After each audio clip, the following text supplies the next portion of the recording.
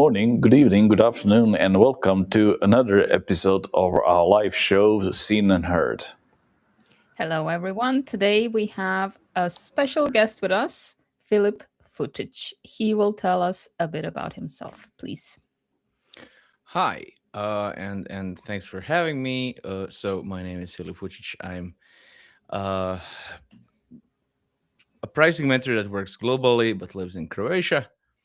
Um, so far, I've worked with 34 countries on 5 continents, and there's always the same problem, which is people not really realizing how to communicate their value. So their clients really need them and don't necessarily see all of the ways that they need them or all of the value that they get, and consequently don't want to pay for it.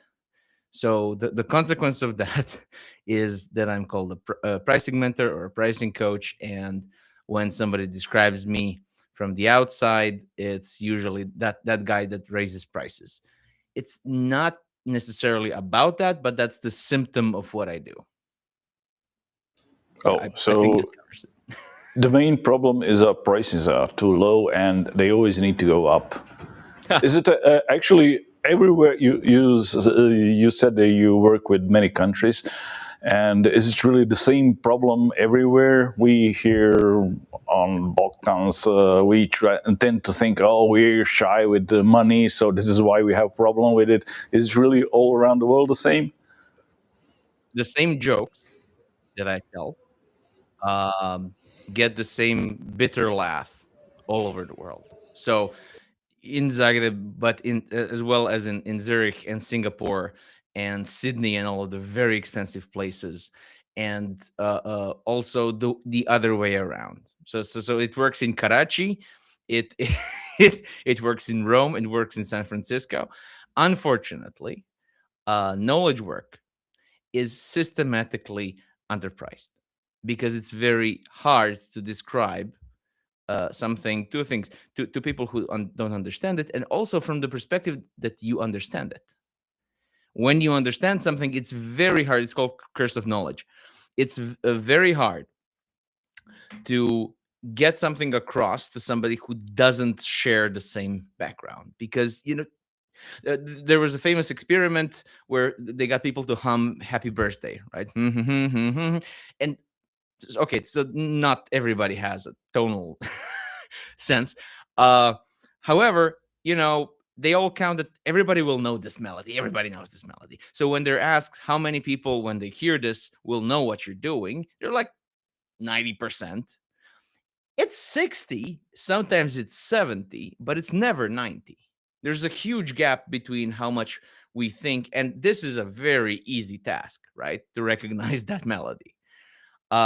So when you go into some complicated territory, at least from the perspective of someone who doesn't know it, a lot is lost. A lot. So yes, everywhere. Everywhere is like that. I'll just give you an example of a joke. It's not my joke. It's not necessarily a very good one, but I'll still tell it. So it's called a pricer's joke. So I told my barber he needs to double his prices, and my barber said, "Oh God, if I doubled my prices, I would lose half my clients. Get the same revenue, right?" he would have half the work, same kind of money, and he panicked about it. So Yeah. like I said, it's not very good. I have to explain it, but still, this is something completely universal. Barbers in Croatia and the US and South Africa will react the same way, and so will dentists, and so will lawyers, and so will programmers, and so will photographers. Yes, of course. We all think the same. So yeah, I see where you were going. So people ask me, don't you have a niche? I do. It's just not industrial. It's not vertical. It's horizontal. So solopreneurs and small firms, expertise based, have the same problem the world over and in many different industries, which is I'm doing something really valuable, except that the only people who get this are my colleagues who don't need me and will not pay me. So that's my niche.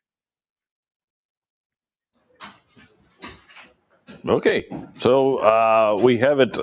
We all need to double our prices to have half the time working and still earn the same.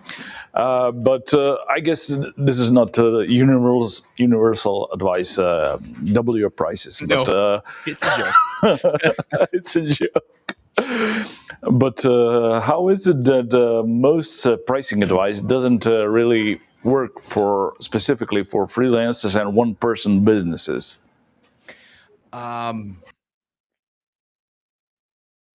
So, short version is it's not the same economics. What I mean by that is, normally people think, well, if I raise my prices, I lower the amount of people that want to buy. In general, yes, but not one for one. If you raise your prices 20%, you don't lose 20% of clients. That's not how it works. That's how it works for very small number of things that you know about, and probably nothing that you ever bought.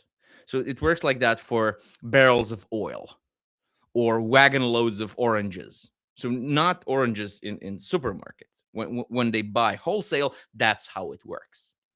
However, do you think I send my kids to the cheapest dentist I know? No. Probably not. I guess not. Why? He has the best price, right? No. I don't know. Were you shopping for price when you chose the dentist? Well, why wouldn't I if that's the only thing that matters, right? Yeah. But it's not. It's trust. So you can say most freelancers price like they're selling paper clips. Right? Lower price, more sales. But expertise-based markets work in reverse, basically. Your qualified buyers aren't price elastic, they're risk averse. So they're trust elastic.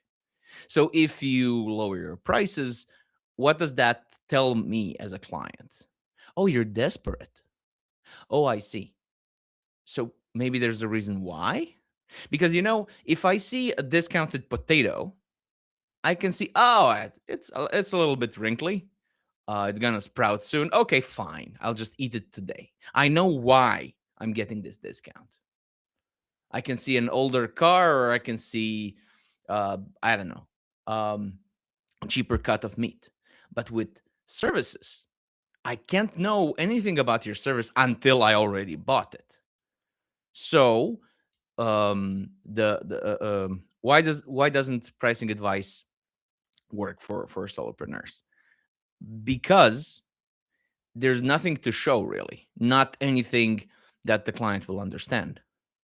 Your colleagues would, your clients won't. So pricing becomes signaling, primarily signaling. So people who buy the most expensive that they can afford, simply because what else is there? If I really needed something translated into Korean, and I don't know any translators into Korean, and this was urgent and this was important, I would probably just find the most expensive one that I can afford. So maybe not the most expensive one in the world, but I probably don't need that. But I probably need the most expensive one that I can afford. Why? I don't know. I don't know anything about Korean. Okay, I couldn't tell a work of art translation from a Google Translate because I can't read it at all.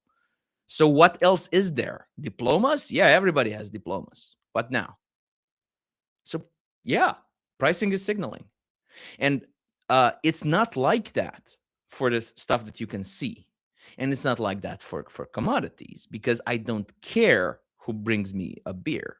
I don't care who washes my windows as long as they're minimally professional. But I care who takes my picture, and I care who fixes my children's teeth, right?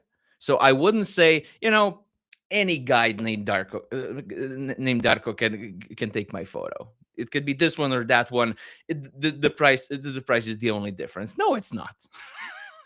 But any guy named Ivan can bring me a beer. I don't care. This is the big difference. So, the fundamental difference is that commodities and commoditized services, which is the ones where you don't care which one it is, right? They have elastic demand, which means it bends with the price much quicker, and price affects volume. And experts are priced like medicine. Let's call it like that, right?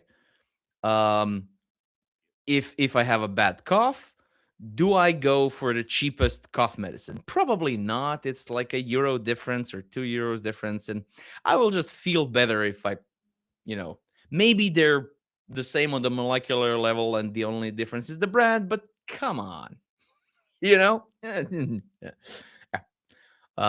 I hope that answered the question. Well, yes, it did, but it raises another question. Like you mentioned, you were, let's say, shopping for a dentist, and what you said is when you try to find someone which is for some service or product which is really important to you, you will pay the highest price, but as long as you can afford it. Yeah. And what we mostly think, our clients cannot afford these prices. How do we get around that? Well, I'll first answer the normal situation, and then I'll go into extremes, because both is legitimate. Both are legitimate questions, actually. So, firstly, money is a resource, and that means it's subject to priorities.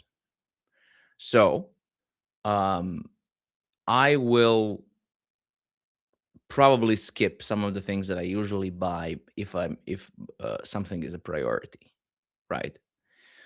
Now, when it comes to business to customer, so selling to the general public, that's a different logic. Although things like concert tickets or really really remarkable boots can be a priority when you're in high school and you don't have any money, but you're gonna buy it, right? So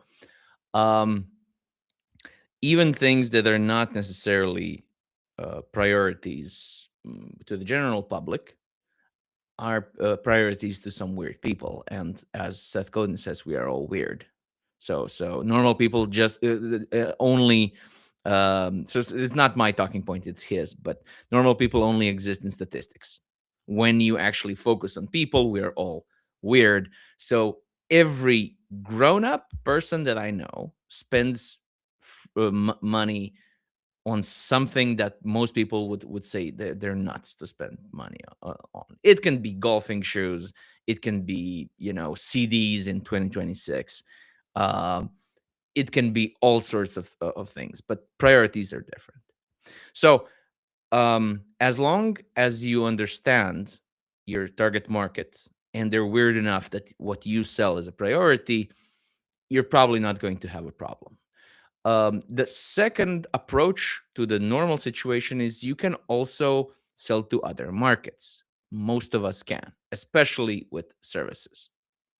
So I know a colleague of yours. He's not a portraitist, but he's a wedding photographer for goth weddings only. And he takes pictures all over Europe, because when a goth bride, which usually the one who chooses the photographer, wants him, there's nobody else that she wants. He knows how to do that, and he's not weirded out, and he is not asking stupid questions, and he's a god himself, and he will fit in. And that's it. So that's really expensive, and they don't care, right? So it's a specialization problem. Okay, let's go to the extreme. Let's say that you want to offer something to some people who really can't afford it. There's just, it's not a matter of priority, it's a matter of survival, right? In that case, and this is not a usual case, but I promise to talk about extremes. It's completely legitimate for somebody who's not a big institution, they're a solopreneur, do something that you really don't like for 2 months a year or 20%. I don't know. You work a big project for a corporate, it stinks, but it gets you paid well enough that you can afford what they can afford to pay you for the other 10 months of the year. That's an option.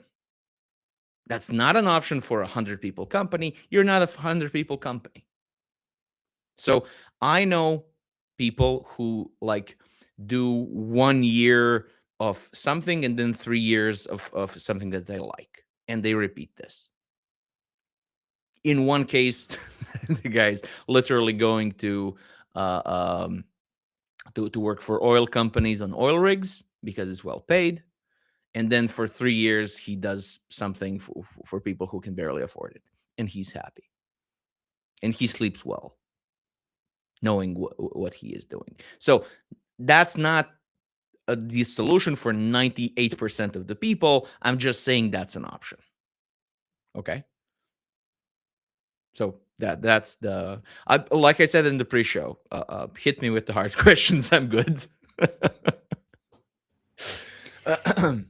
I'm still stuck on the wrinkly potato. I think I'm going to use that one with a lot of my colleagues, educators.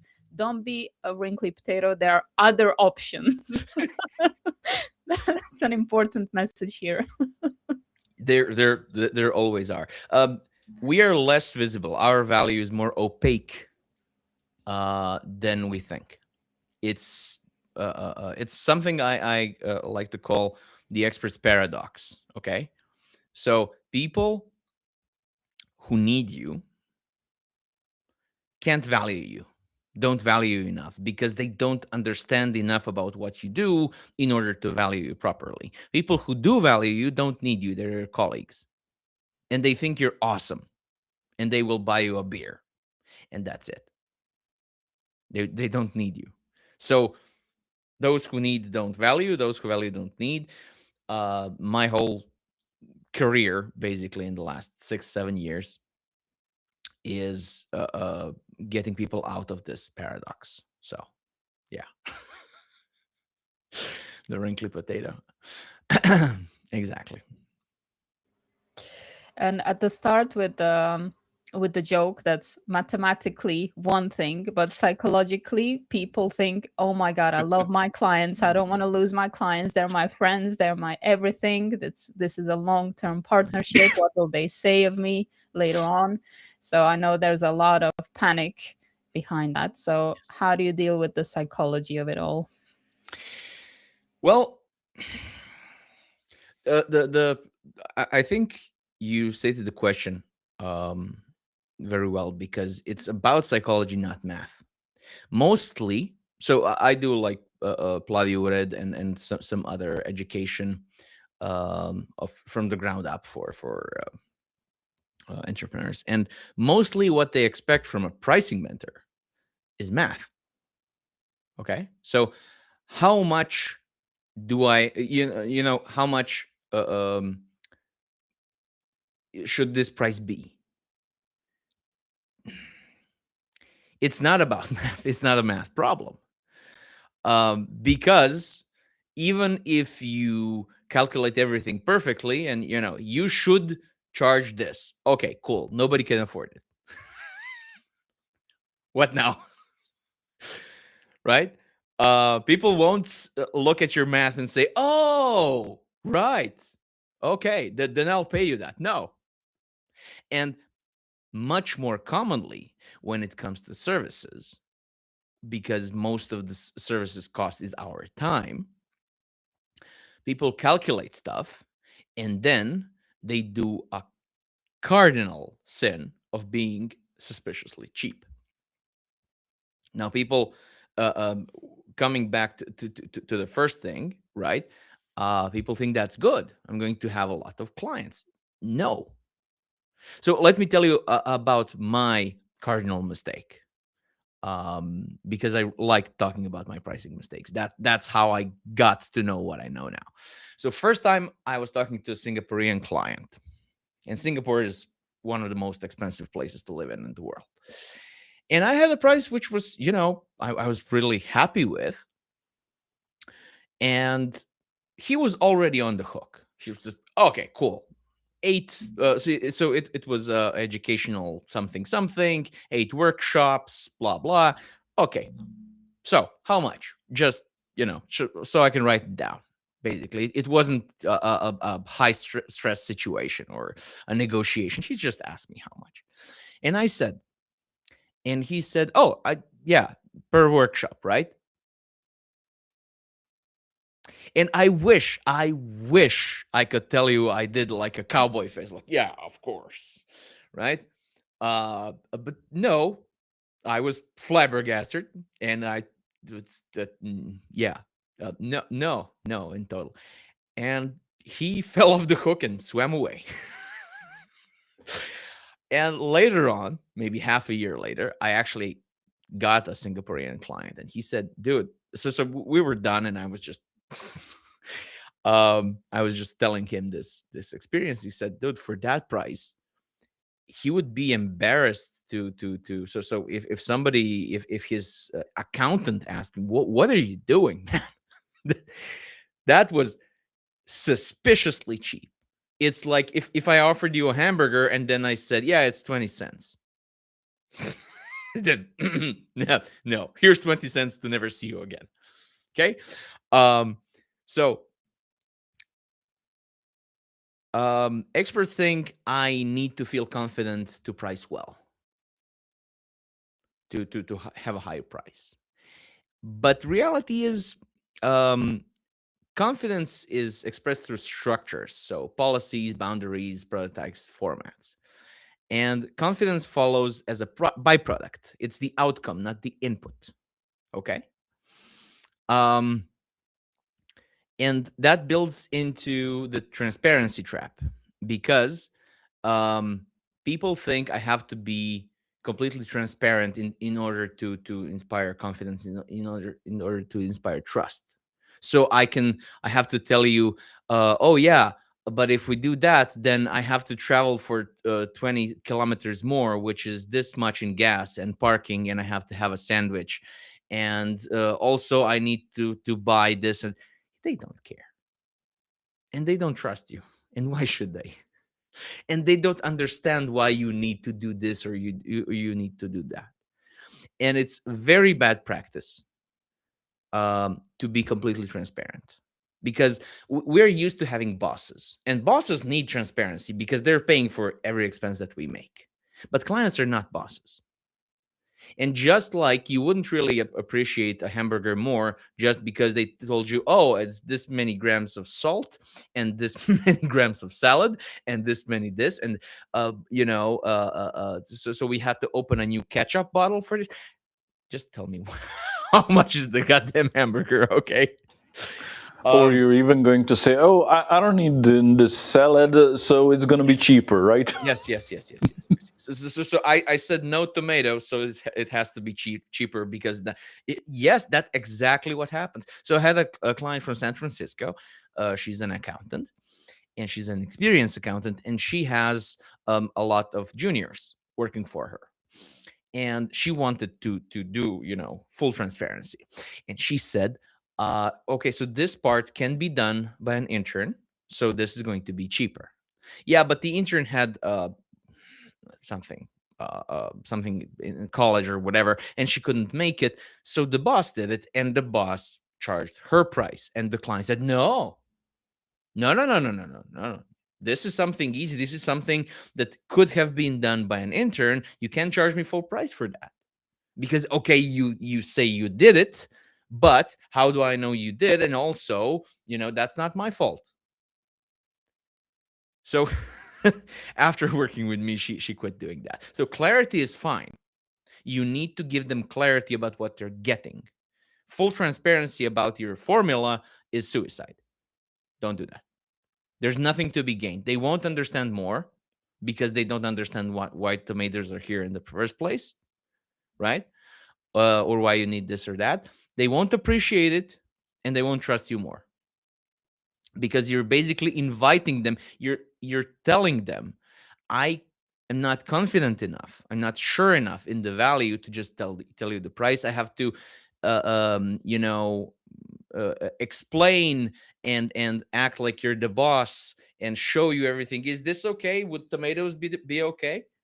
And then they're invited to do that.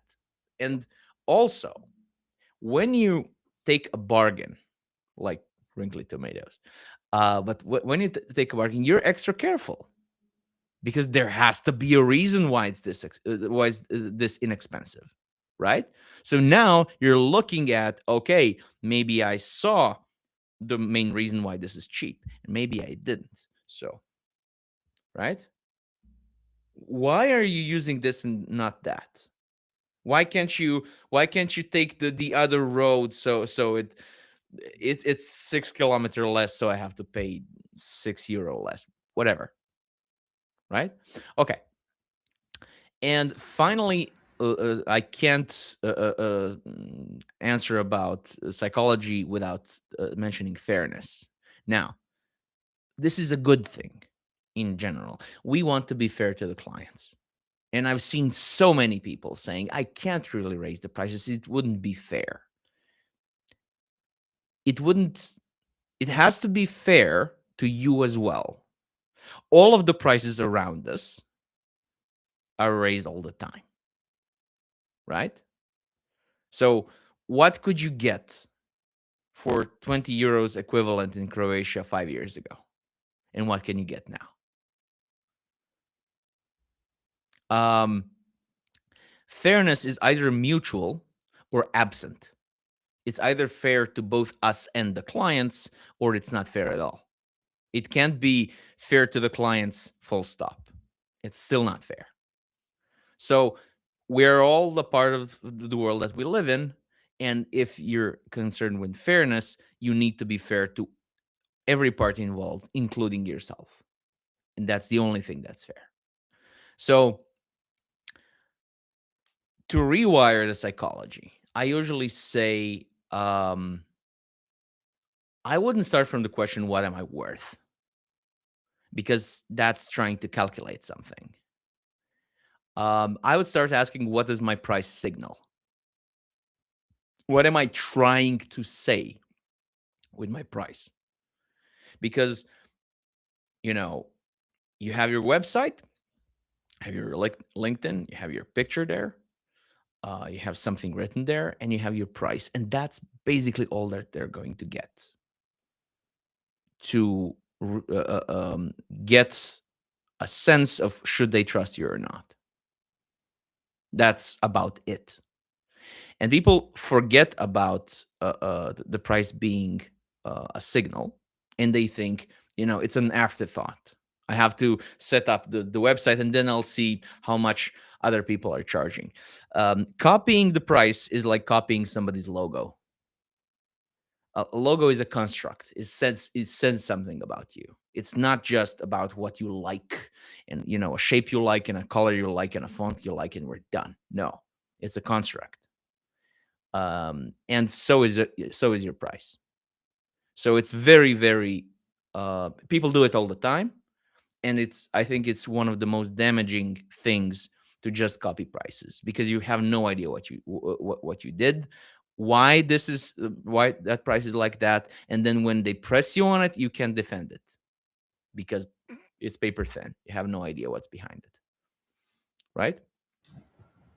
Yes. It sounds really good. And what you said about fairness, I'd say also it would apply to your example with the Singaporean client, it's not fair to their local businesses to undercut them with your lower prices because you're not there and you can work at lower price. Absolutely. And regarding the fairness, we all think, okay, this is how much I attributed, and this is how much I should be paid. And there is an interesting question from the audience. It says LinkedIn user, but it's Arnold. What if I want to put I can't read it. What if I want to price myself on percentage saved or earned revenue that was a direct result of my work for a company? So Okay. to be fair to them. So, firstly, there's three things that generate value if we zoom out very much. One is work, one is risk, and one is rent. So I'll leave rent by the side. The rent is you declining to use something so somebody else can use it. But we're not talking about that. But the other two, you working for somebody generates value. But going in on a deal like this also generates risks for you. And I usually like to explain this with a pirate captain. Okay, so let's say we have an expedition of pirates searching for a buried treasure, and the captain doesn't scrub the deck. He doesn't climb the masts, and he eats well, and he doesn't really do much, right? When they get to the island, he doesn't dig. It's hard work digging, but he doesn't dig.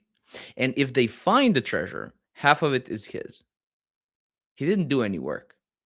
But the men are fine with it. Why? Because if there is no treasure, the captain will hang, and the men will sell the ship and get their wages back. So what does he contribute? The risk. So doing something like that is completely fine and completely fair if you charge for the risk as well, not just work. So sometimes people ask me, would you work for only the percentage of the result that you make? I mean, you raise prices, right? And I basically answer with a counter question, which is, if somebody offered you 3,000 euro now or 10,000 maybe someday, what would you say? Which one would you choose? 3,000 now. Yeah, me too. Right? If somebody offered me 40,000 maybe someday and I had a reason to trust them, okay. For that difference, maybe we're talking. Maybe we're negotiating. 1, 2, 3, no thank you. The risk is too high. So I'm not necessarily saying to Arnold, you said, right? You have to charge 17 times more if you want to do that. Just your work is not the only thing that's valuable here. If you go into something like this, at least 1-to-1, So your risk is worth at least as much as your work. And if you can make a deal that pays you for both, then it's fair. Otherwise, it's not. It's just not. And I have to issue another caveat here, and I have to tell you a fable that I made up. It's half a minute long, but I think it's good. So once upon a time, there lived a lazy giant, and he was a lumberjack. He felled trees for a living, and since he was a giant, it was really easy for him. He just leaned on the tree and it fell. And his colleagues, who were human, they had to do, work all morning with axes and stuff. But they were all paid by the hour, so the giant died poor.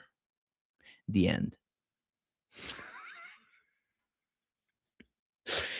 You can't be too good for your work.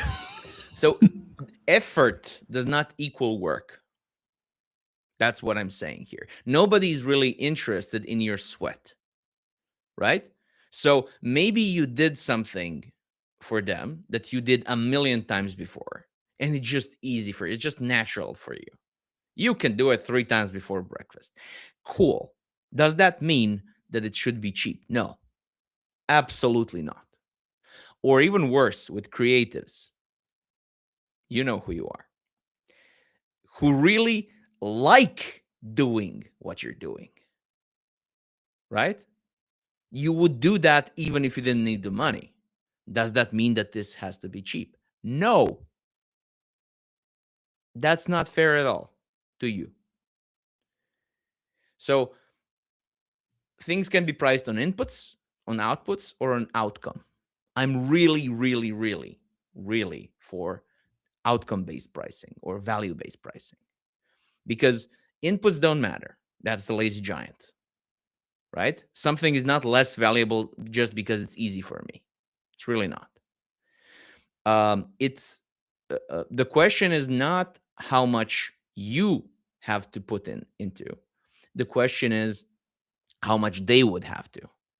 What would it take for them to do that? That's what you price, basically. And this is like you asked me, why don't the pricing advice, normal pricing advice work for entrepreneurs? Because this is another fundamental difference. Inputs are nothing. Inputs are your time. How much is your time worth? Well, depends on how you look at it, right? And this is why I'm saying candy, medicine, not candy. You don't price it like candy. You price it like medicine. It seems similar, like it's a small thing that you put in your mouth and then you feel better, right? Basically the same thing. But when you price candy, you price inputs. Oh, this has meringue, something, gold leaf, whatever. It has to be more expensive. An aspirin would not be more expensive just because it has, diamond dust in it. Nobody cares. They don't need that. They need it to work. And the sooner the better. And it wouldn't be better just because it's covered in chocolate or whatever. That works for candy. It doesn't work for medicine. And when you're... I would like to be medicine covered in chocolate. That's a really interesting idea. If you have a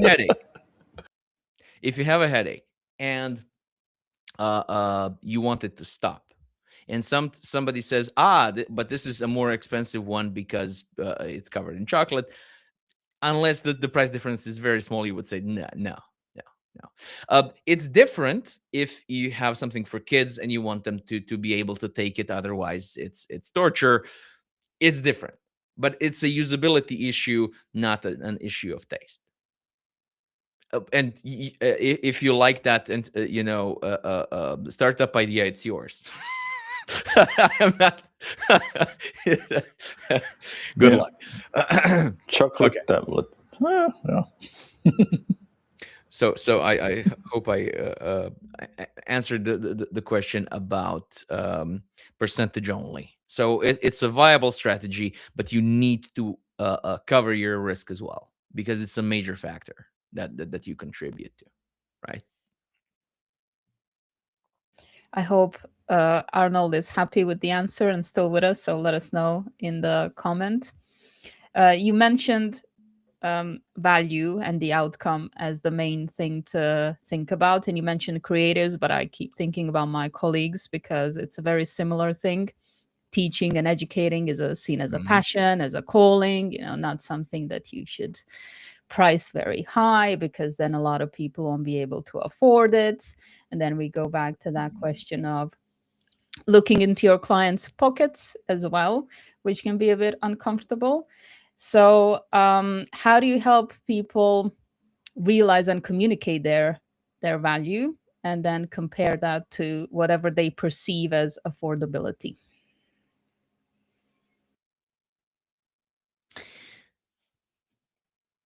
Can you repeat that? So how do you help your clients realize their value, for one, Okay. because that's a Mhm. confidence thing, then communicate it so that they can go for Okay. the double or triple or whatever you Mhm. advise them. And then in the end, when they have that worry, but will my clients be able to afford this because maybe previously they charged less? Okay. How do you help them? I'll go completely practical here. Okay. So I'll give you a method that anybody listening to this can actually use for education or anything else. So how do you realize your value? Firstly, you have to understand that you can't really do that because you can't trust your own judgment on this. You have to ask the people that you're trying to sell to. That's the only way. The reason why is called the jar metaphor. So let's say that what you're offering is a kind of a thing sold in jars, maybe, I don't know, an ointment or marmalade, doesn't really matter. And you're sitting inside the jar, and you know what the shape of the jar is, but it's nobody can see into it. You know what's inside, you know it's great. What you don't know is what it says on the jar. You have no idea how people see you.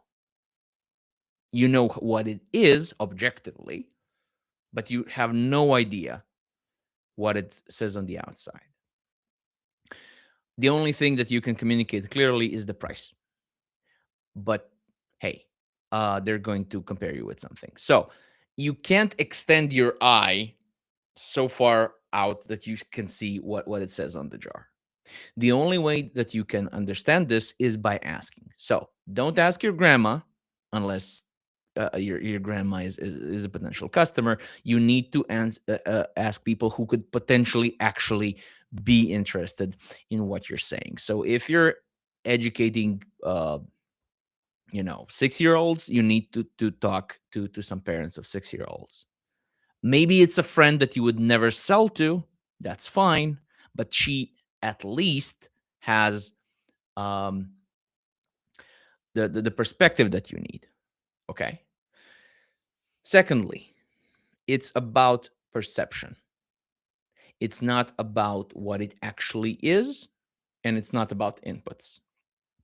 It could take you a lot of effort. It could take you a little effort for any kind of reason. It's about what they see. So I said I would get practical.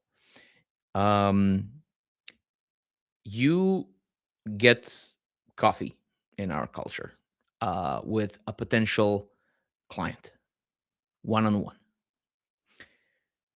You talk about your service. Specifically, you talk about the outcomes, the transformation. What happens if this transformation happens? So you don't talk about inputs. You talk about what happens when this happens. Then you scribble on a napkin, or you put the number in the calculator on your phone, and you put it face down on the table, and you say, I would like to ask you a favor. I described what I'm doing and how it affects a client. Now, I already have a price. It's written down right here. So I'm not going to bluff anything. I would ask you, how much did you just hear of value? So how much do you think I'm charging? And as soon as you say it, I'll just uncover what I wrote down here. So there's no bluffing involved. This is a very important part. What is also important is, please hear me, take me seriously here. You don't ask how much you think this is worth. You don't ask how much would you pay. You ask, how much do you think I'm charging? It's a challenge. Can you guess? Even if you've never charged at this price, but you decided that this should be your price. You don't Because if you ask how much do you think this is worth, then you're fishing for compliments. Then you're putting them in a bad situation if they're a potential client, because if they go too low, they could offend you. But if they go too high, they could do damage to themselves. It's not a good position to put them in. So if you want to be kind and you want to be fair, write it down and say it's written down, right? It's just a guessing game. Now, 3 things can happen here. Ideally, they guessed exactly correct. That almost never happens. Sometimes it happens. We all have a laugh. Brilliant. Let's go on. That's not a likely scenario. They will either go too low or too high. Now, both of them are good for you. If they go too high, you will still charge them as much as it's written down. You won't charge them more. You won't charge them more. But if this experience is something that you get 3 to 4 times in a row, or like 4 people out of 5, then you need to raise your prices, because you're explaining prices at the level which is lower than you just explained. And this happened to me. So I used it. Basically, everything that I talk about, I used on myself. It was a significant jump from what I was charging to what I actually could charge just talking about my service. Significant jump. And although I'm a pricer, I didn't see it until I tried it out. So that was if they go high, you say, oh, thank you for the compliment. Maybe one day, but no, this is the price. And they're happy. They're happy because they're going to pay less than they thought they would have to. Awesome. You probably just sold. And you got some really good info. Okay. So let's get back to the last scenario. What if they go too low? You will say, no, this is the price. But I'm curious, I'm curious, why am I explaining my value so bad? So what didn't you hear? What would you have to hear for my service to be worth this kind of money? And whatever they say next is pure gold. That is advice that you couldn't get otherwise. You just got direct insight from a potential target audience about how you explain your value. And what sometimes happens, and it happened to me and it happened to clients a lot, is that they will say something that you do offer, which is a part of it. You just never thought to mention it because, you thought it wasn't important, and to them it was. So you're either going to sell, or you're going to learn something really valuable about how you need to explain the value. And sometimes they ask for something that you didn't offer, but it's trivial for you to do. Sometimes, so people ask me, but can I have a calculator in like Excel for the basic stuff? Yeah, I can do one in 10 minutes and give it to every client for the next 10 years, whatever. It's not even work. It's, leaning on a tree as a giant, whatever. But it was very important to some clients, and now I just do it. It's not even an afterthought. So once you realize that what you're selling is the perception of the value, you can do this. You can do this little experiment. It doesn't require any money. It doesn't require any special equipment or whatever. You talk about it. They will tell you how much they think you're charging. It's important that they understand that they are not setting your price. They're just trying to guess. And it's important that they know that you're not fishing. They will see the correct answer a second after. If you're doing this online, which I sometimes do, I will type it into chat and I will say, okay, I'll put my finger here. And as soon as you say it, I'll just press enter and you will see it. So it can be as easy as that as well. I swear by this. This is the only practical, cheap way for somebody that's a solopreneur to actually get their price and get there fast, and whatever happens is a positive one. So I hope I answered your question for educators or otherwise. Absolutely. So remove the guesswork on your own and ask your potential clients, do some research. And I would say remove emotion from it. That seems to be a big part of it, to see it as a learning experience. Yes.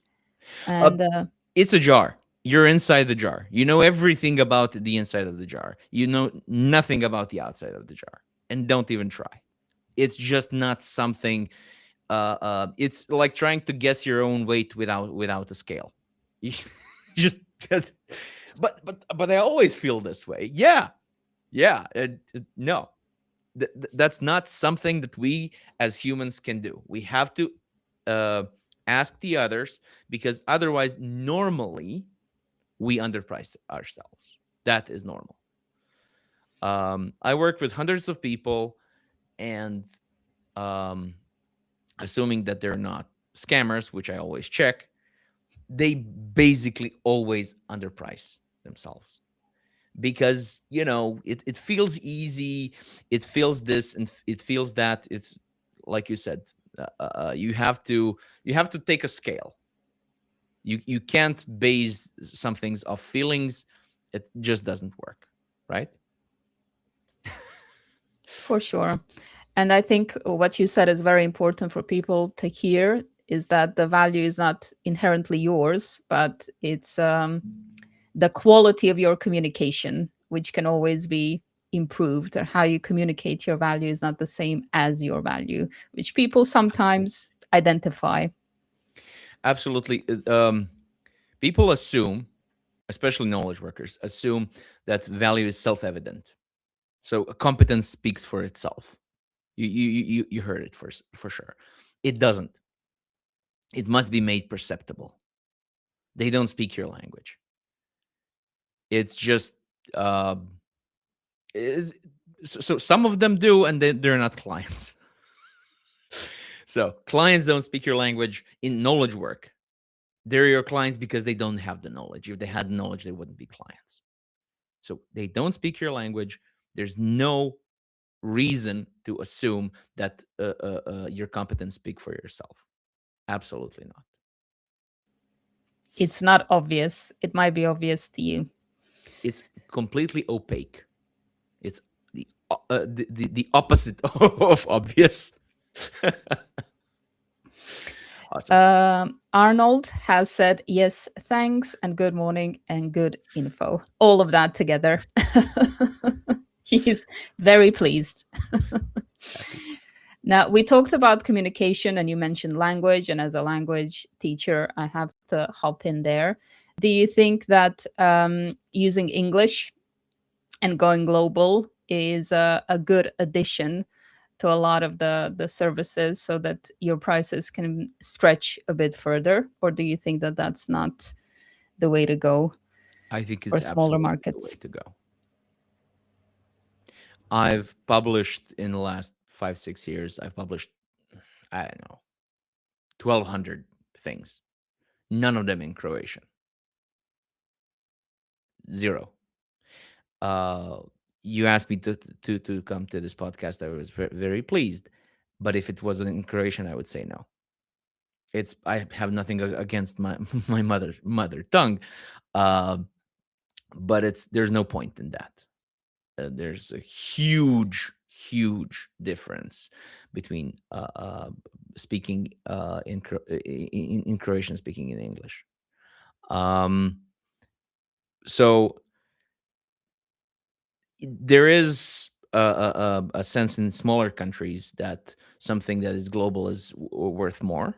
It's worth the same, probably, but to them it's worth more. It's more reassuring that even people in San Francisco, even people in very expensive cities want to pay for this, so it's probably good, right?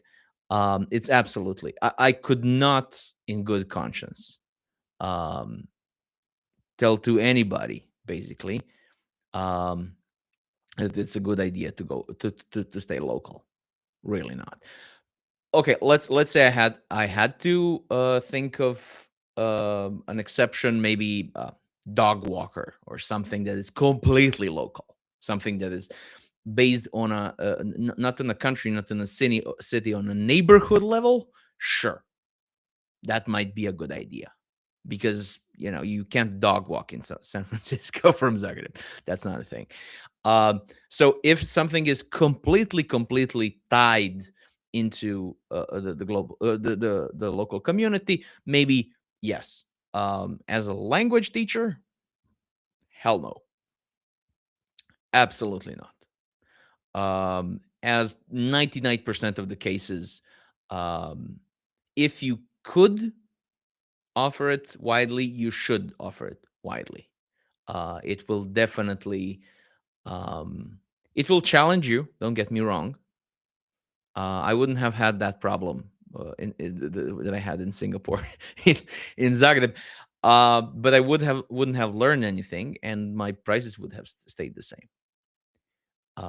And for a while, like maybe 18 months or something like that, I didn't sell anything in Croatia, not a single thing.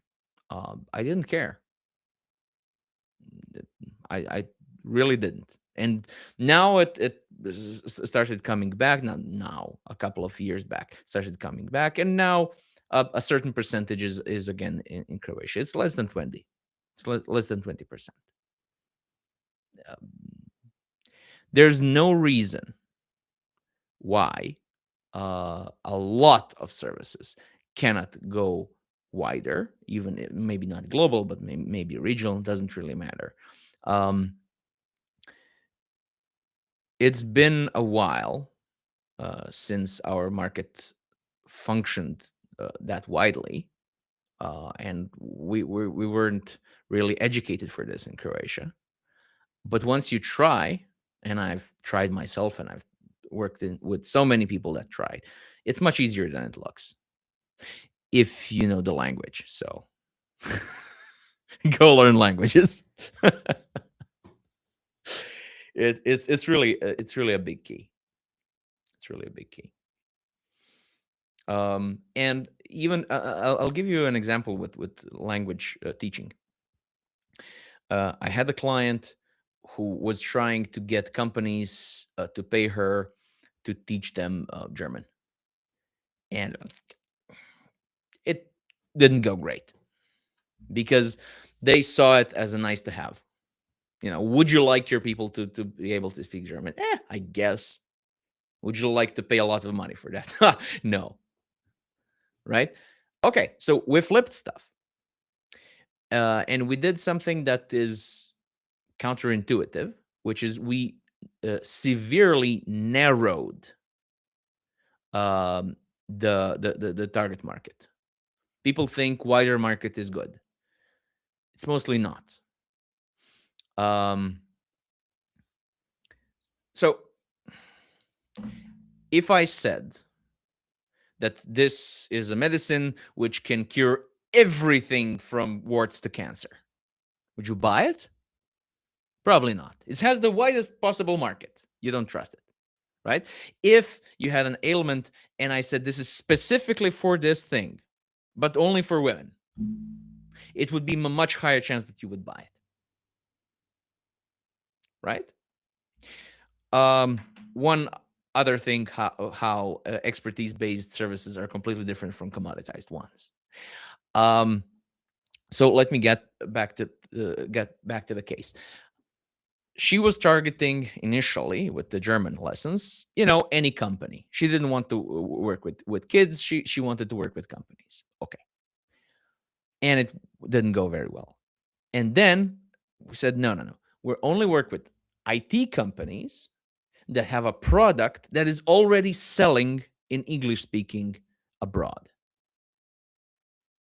countries. Okay. And we went to them and we said, hi, you're already selling this to English-speaking markets, but there's the German-speaking market, which is millions of people who really prefer to have their software in German. Would you like to be able to sell to them, the DACH market, right? And they said, yes. Would you be okay with paying for that? Yes. Yes. It's not teaching them German for German's sake. It's teaching them German to open a huge market. That sounds much more expensive, right? It's the same job. It's the same lessons. It's the same knowledge. But the outcome, the picture that we painted about the result, is completely different. So the price is completely different. Okay? So it really depends also on the customer. If it's for them something, oh, okay, it's nice to have, but I don't need it. The price will not be that much. It will be much of an issue, actually. And if they really need it and they must have it, then price will not be an issue. Yes, but it's up to us to show them that. I usually say you have to learn to speak their language. You can't say they're idiots, they don't see it. Of course they don't. They're not idiots for it. Nobody can be expert in everything. So in the Corona times, I said, if you went not very far, if you went to Italy and tried to sell them the Corona cure in Croatian, you, you would still end up homeless. It just wouldn't work. They really need it. Yeah. Will they learn Croatian to realize that they really need it? No, absolutely not. And it would be crazy to assume that they will. So it is our job to find places where they understand enough about this. So I worked with a colleague of yours, Darko, and I asked, so what do you do for people? He looked at me like I was an idiot. I take pictures. I said, really? Because I can take my picture right now. I have my phone here. Took my picture. Why do I need you for that? He said, yeah, but nobody would trust you with that picture. Oh, okay. Now we're talking, right? So you're selling trust. You're selling the ability for somebody to trust them based on a picture. That is completely different from a picture. And to you, it's the same. I mean, you have to do the same things with the same equipment, and to them, it's not. And explaining it like a picture will get you into a price fight that you won't win.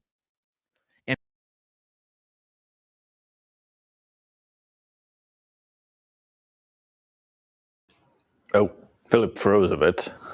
Okay, so it's for both of us. I think Yeah, he's it seems realized for all of us. we've taken more than an hour of his valuable time. Yeah, now would be the good time to show his web.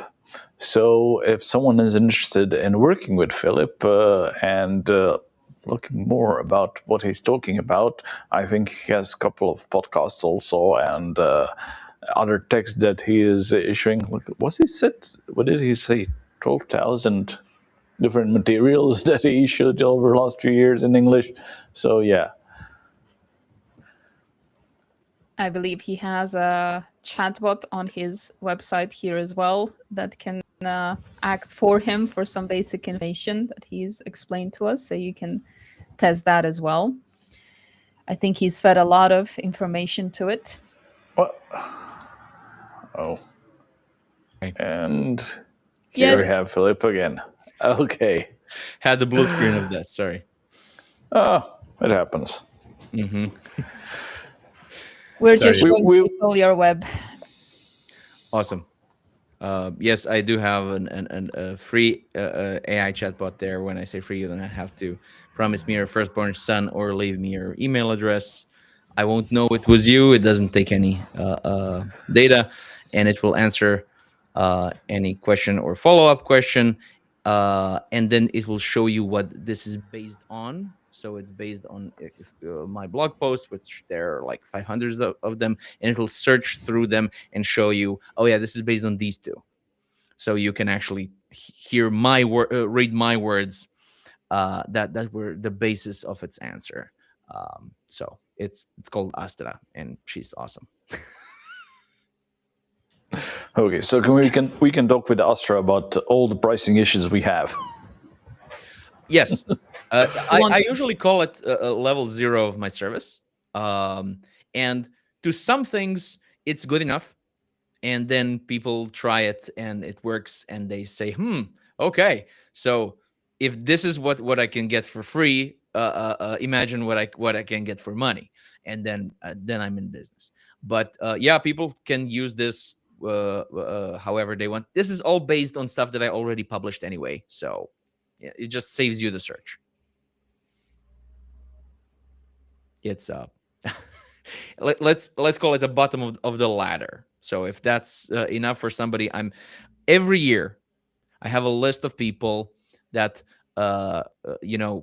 send me a message and say, hey, you don't know me, but I got this advice from you, from your newsletter or from Astra or something, and it really, this rock, this the. Sometimes they just say thank you. Sometimes they want to know what else I'm offering.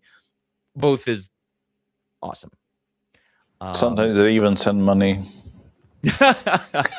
I've only had really good experiences with this. So Astra is up for a year now.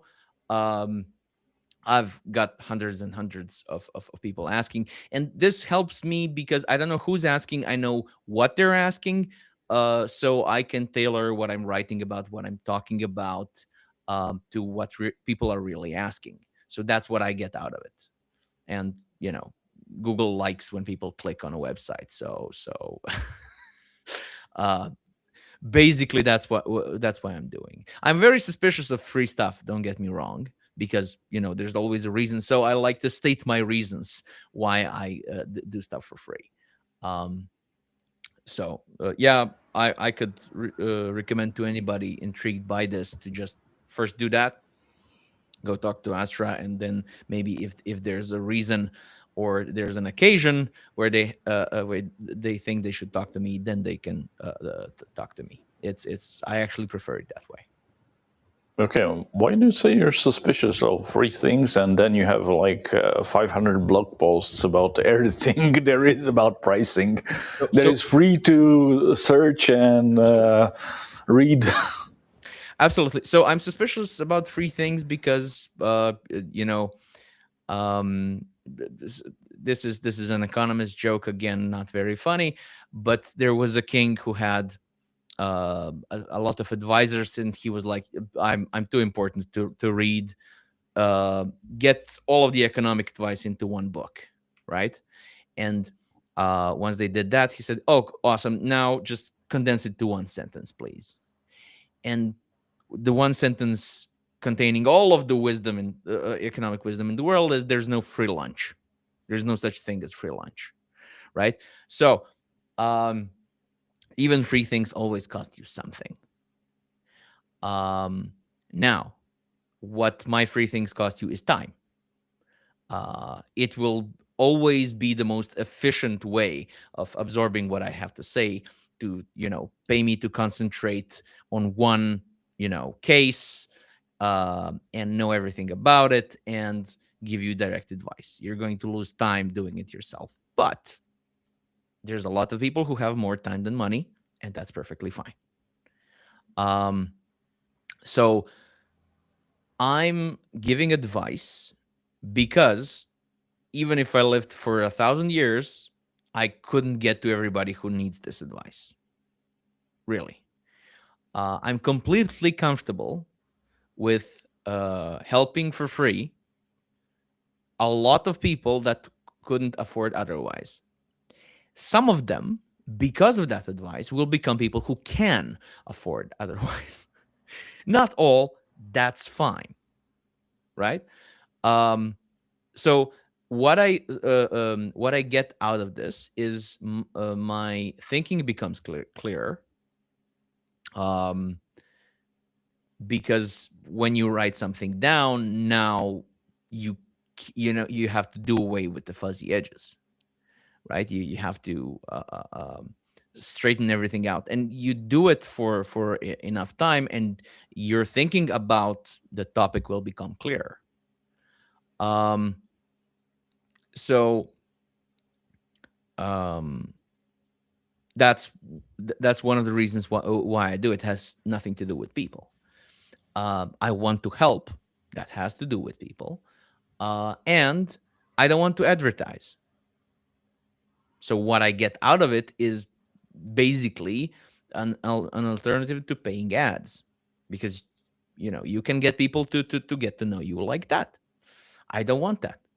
I tried. It doesn't work. Not for me. Or maybe it would for an exorbitant amount of money, but this is preferable to me, right? So it's a mutually beneficial thing. It allows me to communicate one-to-many, so I don't have to repeat, because I basically always get the same questions. It's very rare that I get a new question. But when I do, I'm very happy. Don't get me wrong. But people with normal questions will get their answers without me saying it over and over and over again. And this is why not that I don't fight. I actually encourage people to share my stuff. And Astra is just a modern way of sharing stuff, basically. Because once upon a time, people went and searched through blogs. It doesn't happen anymore, and it hasn't for a decade. So I don't count on it. You don't have to search. She will. You don't have to even know what you're searching for. You just come and pose a question, just like Arnold did, and you get the language of the answer is initially going to be a bit blocky because it's an AI, but it doesn't hide the fact that it's rehashing what I say. But it will show you my text, which is very much not written by an AI.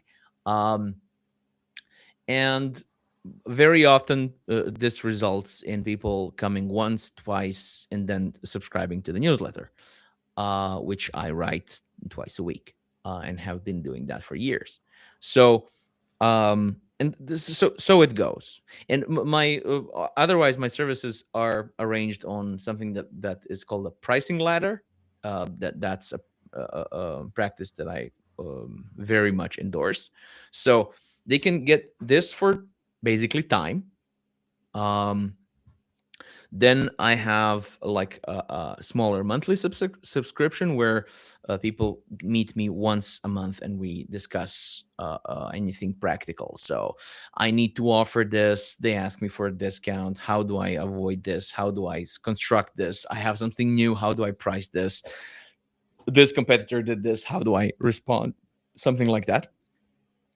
Then I have a one-shot workshop, and then I have the full-fledged a couple of months work. And usually how it works is that people can get more than enough value for free to afford the first step. That first step will get you more than enough value to pay for the workshop. The workshop will get you, right? So I allow people to climb as much as they need when they need it. And it works really, really well. It's a pump, basically. So I'm suspicious about free stuff because it's usually not free. My stuff is also technically, in that sense, it's a pump, but it's not a high pressure pump. You can drop out at any level that you like, even if it's ground zero. I won't know. I won't care. That was really a great strategy here. So I think we can all learn from it. And it was a really great conversation with you today. And Samuel explained it best as saying that was a very good session today with interesting and valuable information. Thank you. Thank you. So thank you once again, Philip, for being here. And we'll show QR code so people can talk to Astra or to you directly. And I think that will be it for today. Thank you for your time. We've gone a bit over our usual time. Well, I hope that was worth it, and sorry for the technical glitch. Very happy to be on the show, and the questions were more stranger than usual, which is a good thing. So thank you for that as well. We'll Oh, take that as a stranger. Okay. compliment. I'm still thinking about that chocolate aspirin, but nothing strange in that. Thank you, Philip. It's been great. Thank you for commenting, Arnold and Samuel as well. My takeaway is don't be perceived as a wrinkly potato. I'm taking that away from today. Take care, everyone. See you in 2 weeks. Thank you.